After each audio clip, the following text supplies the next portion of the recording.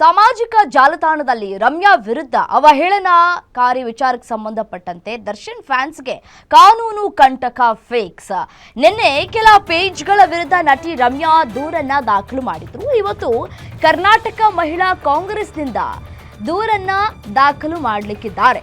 ಅವಹೇಳನಕಾರಿ ಸಂದೇಶಗಳನ್ನ ಪರಿಶೀಲಿಸಿ post comment ಹಾಕಿದವರ ವಿರುದ್ಧ ಕ್ರಮವನ್ನ ಕೈಗೊಳ್ಳಿ ಅಂತ ಹೇಳಿ ದೂರನ್ನ ಕೂಡ ಕೊಡಲಿಕ್ಕೆ ಸಿದ್ಧತೆಗಳು ಕೂಡ ಆಗ್ತಾ ಇದೆ. ನಿನ್ನೆಯಷ್ಟೇ ದೂರನ್ನ ಕೂಡ ದಾಖಲು ಮಾಡಿದ್ದಾರೆ ನಟಿ ರಮ್ಯಾ.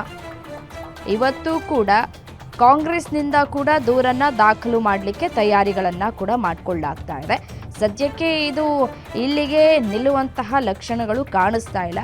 ಈಗ ಯಾರ್ಯಾರು ಈ ನಟಿ ರಮ್ಯಾ ಅವರಿಗೆ ಮೆಸೇಜ್ ಮಾಡಿದ್ರು, ಆ ಮೆಸೇಜ್ ಮಾಡಿದವರಿಗೆ ಇದೀಗ ಸಂಕಷ್ಟ ಎದುರಾಗುವ ಎಲ್ಲ ಸಾಧ್ಯತೆಗಳು ಕೂಡ ಇದೆ. ಪೊಲೀಸ್ ಕಮಿಷನರ್ಗೆ ದೂರನ್ನ ಕೊಟ್ಟಿದ್ದಾರೆ ರಮ್ಯಾ.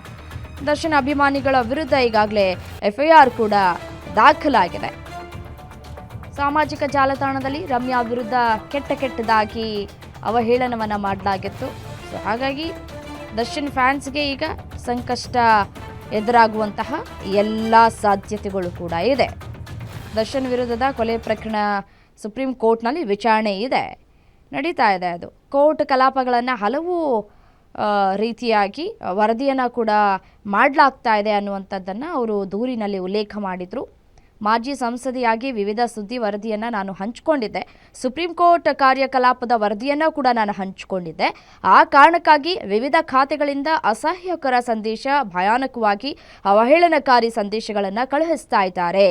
ನನಗೆ ಕಳುಹಿಸಲಾದಂತಹ ಸಂದೇಶಗಳನ್ನು ಸ್ತ್ರೀ ದ್ವೇಷದಿಂದ ಕೂಡಿದ್ವು ಅನ್ನೋದನ್ನು ಅವರು ಈ ಒಂದು ದೂರಿನಲ್ಲಿ ಉಲ್ಲೇಖ ಮಾಡಿದ್ದಾರೆ. ಸೊ ಹಾಗಾಗಿ ಅಶ್ಲೀಲ ಸಂದೇಶ ಪ್ರಕರಣ ಏನಿತ್ತಲ್ಲ, ದೂರನ್ನು ಕೊಟ್ಟಿದ್ರಲ್ಲ, ಇದರ ಬೆನ್ನಲ್ಲೇ ಇದೀಗ ಫ್ಯಾನ್ಸ್ ವಿರುದ್ಧ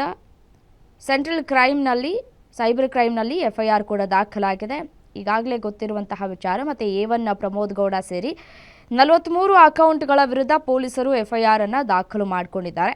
ಅಂದರೆ ಸೆಕ್ಷನ್ 75 ಲೈಂಗಿಕ ದೌರ್ಜನ್ಯ, ಸೆಕ್ಷನ್ 79 ಮಹಿಳೆಗೆ ಅಪಮಾನ ಕಾಯ್ದೆಯಡಿ ಎಫ್ಐಆರ್ ಈಗಾಗಲೇ ದಾಖಲಾಗಿದೆ. ಇನ್ನು ಇದೇ ವಿಚಾರಕ್ಕೆ ಸಂಬಂಧಪಟ್ಟಂತೆ ಇವತ್ತು ಕರ್ನಾಟಕ ಮಹಿಳಾ ಕಾಂಗ್ರೆಸ್ನಿಂದಲೂ ಕೂಡ ದೂರನ್ನ ಸಲ್ಲಿಕೆ ಮಾಡೋದಕ್ಕೆ ತಯಾರಿಗಳು ಕೂಡ ಆಗ್ತಾ ಇದೆ. ಸಾಮಾಜಿಕ ಜಾಲತಾಣದಲ್ಲಿ ಏನೋ ರಮ್ಯಾ ವಿರುದ್ಧ ಕೆಟ್ಟದಾಗಿ ಮೆಸೇಜನ್ನು ಮಾಡಿರುವಂತಹ ವಿಚಾರಕ್ಕೆ ಸಂಬಂಧಪಟ್ಟಂತೆ ನಿನ್ನೆ ಕೂಡ ಅವರು ಮಾಧ್ಯಮದ ಮುಂದೆ ತಮ್ಮ ಆಕ್ರೋಶವನ್ನು ವ್ಯಕ್ತಪಡಿಸಿದ್ರು. ನಮ್ಮಂಥವರಿಗೆ ಈ ರೀತಿಯಾಗಿ ಕೆಟ್ಟದಾಗಿ ಮೆಸೇಜ್ ಮಾಡ್ತಾರೆ ಅಂತ ಅಂದರೆ ಇನ್ನು ಜನಸಾಮಾನ್ಯರ ಪರಿಸ್ಥಿತಿ ಹೇಗೆ ಅನ್ನುವಂತಹ ಪ್ರಶ್ನೆಯನ್ನು ಕೂಡ ಮಾಡ್ತಾ ಇದ್ರು. ಕಾನೂನು ಕಂಟಕ ಒಂದು ಕಡೆ ಒಂದಷ್ಟು ಪೇಜ್ಗಳಿಗೆ ಶುರುವಾಗುವ ಎಲ್ಲ ಸಾಧ್ಯತೆಗಳು ಕೂಡ ಇದೆ. ಈಗಾಗಲೇ ತನಿಖೆಯನ್ನು ಕೂಡ ನಡೆಸ್ತಾ ಇದ್ದಾರೆ. ಒಂದು ಕಡೆ ನೋಟಿಸನ್ನು ಕೊಡುವಂತಹ ತಯಾರಿಗಳು ಕೂಡ ಆಗ್ತಾ ಇದೆ.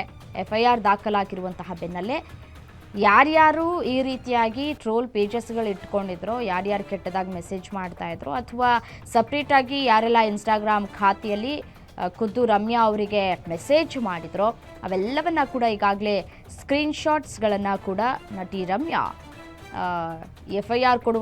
ಎಫ್ಐಆರ್ ದಾಖಲು ಮಾಡುವಂತಹ ಸಂದರ್ಭದಲ್ಲಿ ಎಲ್ಲ ಪ್ರೂಫ್ಗಳನ್ನು ಕೂಡ ಈಗಾಗಲೇ ಅವರು ಸಲ್ಲಿಕೆ ಮಾಡಿದ್ದಾರೆ.